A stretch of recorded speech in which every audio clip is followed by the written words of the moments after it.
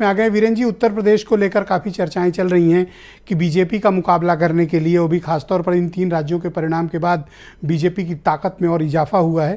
तो ये अपोजिशन विशेष तौर पर समाजवादी पार्टी और कांग्रेस में क्या कोई अंडरस्टैंडिंग हो पाई या नहीं हो पाई, या गतिरोध अभी कायम है? देखिए, चुनाव परिणाम देश में बड़े आए हैं और इस पर चर्चा बड़ी होनी चाहिए, लगातार होनी चाहिए। ये बात जरूर है कि जिस पार्टी ने दावा किया था कि हम 5-0 से ये चुनाव जीतेंगे, वो 1-4 पे आ गई है। और उसने अपने साथियों के साथ जो व्यवहार किया, जब उत्तर प्रदेश के परिप्रेक्ष्य में हम देखेंगे तो वहाँ पर उसकी ये रणनीतिक चूक मानी जाएगी।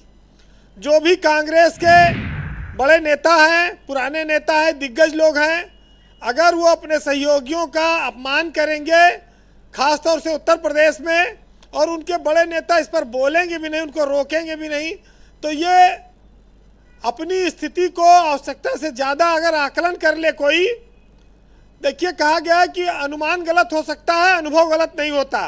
कांग्रेस का जो अनुमान था वो गलत गया है और उसको अनुभव से सीख लेनी चाहिए थी। उत्तर प्रदेश में आज जब रिजल्ट आ गए हैं, तो अगर कांग्रेस से कहा जाए कि भैया टिकट ले वो लोकसभा के नेता, तो नेता के भैया करोड़ों रुपया खर्च करके अगर 5,000 वोट भी लगवाए तो कह जाए कि कांग्रेस के टिकट लिए। 3 नाम के अलावा चौथा नाम बताना मुश्किल आ जाएगी कि कांग्रेस के टिकट के लिए दावेदार हैं। रायबरेली, अमेठी, यहाँ भी पोजीशन उतनी स्ट्रांग नहीं रह जाएगी। ब्रजेश जी, 4 करोड़ 90 लाख वोट कांग्रेस कहती हमें मिले, 4 करोड़ 80 लाख वोट बीजेपी को मिला, 10 लाख वोट बीजेपी कम पाई और सीट ज़्यादा जीती। कितनी विचित्र बात है। तो जो व्यक्तिगत आक्षेप लगे, समाजवादी पार्टी उत्तर प्रदेश में इंडिया गठबंधन की सबसे बड़ा दल है, 100 से ज़्यादा विधायक हैं। उसके बावजूद उनके प्रदेश अध्यक्ष उनको बी टीम बताते रहे भाजपा की, और मुलायम सिंह के लिए भी कहा कि अपने पिता का उन्होंने सम्मान नहीं किया अखिलेश यादव ने।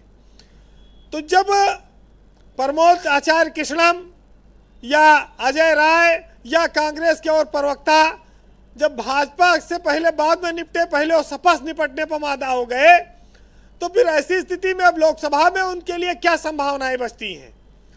एक कांग्रेस का बड़ा धड़ा है नेताओं का जो कहता है कि मायावती से हम चले जाएंगे। अब रिजल्ट के बाद मायावती भी उनसे गठबंधन तो करेंगी नहीं।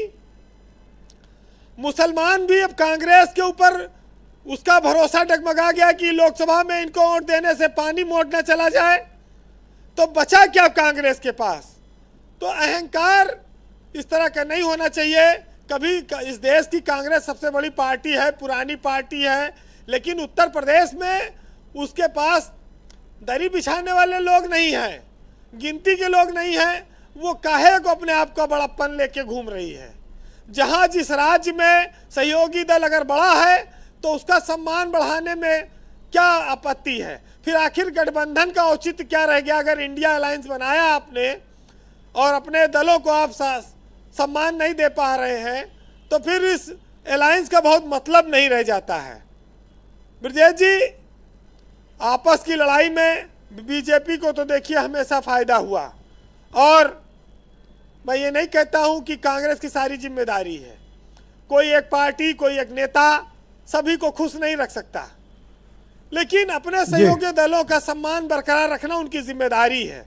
भाजपा एक गेम चेंजर पार्टी बन के उभरी है, उसने हारी हुई बाजी को जीता है, उसने गेम को लगातार पलटा है। लेकिन कांग्रेस किसके दम पे 80 सीटों की तैयारी कर रही है उत्तर प्रदेश में? 80 प्रत्याशी उसको ढूंढना बड़ा मुश्किल हो जाएगा आज की तारीख में जो हालात बने हैं। अभी प्रवक्ता ने कहा कि हार जो होती है वो अनाथ होती है, कोई गोद नहीं लेता। अरे भाई, जब खानदान बड़ा था, संयुक्त परिवार था, तो अनाथ कैसे होगी? जब आपने चाचा चाची भतीजों को सबको अपना माने नहीं, तो फिर अब अनाथ तो होगी ही। तो कुल मिलाकर स्थिति ये है। बहरहाल सियासत में वक्त बदलता रहता है, हर चुनाव एक नई स्थिति लेकर आता है, लेकिन कांग्रेस को ये समझना चाहिए कि जिसे हम जवाब नहीं दे पाते उसे रब जवाब देता है, और जब वो जवाब देता है तो फिर वो लाजवाब देता है। तो इन चीज़ों पर लोगों को समझना होगा। बहरहाल सुनिएगा, एक साहित्यकार ने लिखा है कि है जिनके पास अपने वो अपनों से झगड़ते हैं, और नहीं है जिनके पास कोई अपना वो अपनों को तरसते हैं। और मतलबी रिश्तों की बस इतनी सी कहानी है, अच्छे वक्त में मेरी खूबियाँ और बुरे वक्त में मेरी कमियाँ गिनानी है। बहुत शुक्रिया वीरेंद्र जी, आपका बहुत बहुत धन्यवाद। ग्राउंड जीरो से अपने फीडबैक, इनपुट और अपडेट हमें उपलब्ध